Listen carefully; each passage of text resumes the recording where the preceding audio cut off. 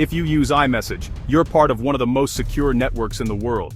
But behind that blue bubble, there are 5 hidden settings that could be leaking your name, your photo, and even your private data to strangers without you knowing. Today on Login Helps, I'm showing you the 5 settings you must turn off immediately to stay 100% safe.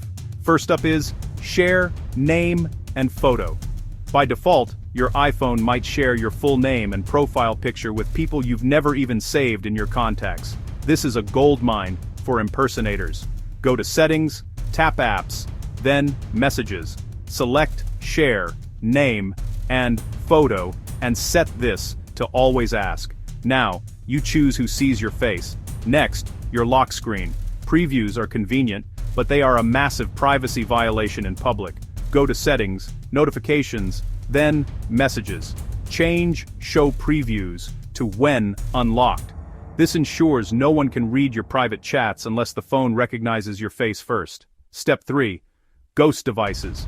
If you've ever sold an old iPhone or used a shared iPad, those devices might still be receiving your iMessages. Go to Settings, tap your name, and scroll to the bottom. If you see a device you don't recognize or no longer use, tap it and select Remove from Account immediately. Feature number 4 is Shared with You. This tracks what people send you and injects it into other apps like Safari and Photos. It's a privacy risk because it links your app data together. In Messages, tap Shared with You, and toggle it off to keep your apps separate and secure. Finally, for your peace of mind, turn off Read Receipts. It's located right in the Messages settings. This prevents that awkward pressure to reply instantly. Take control of your time and your privacy. If these tips helped, hit that like button and subscribe to Login Helps for more daily security fixes. Stay safe, subscribe,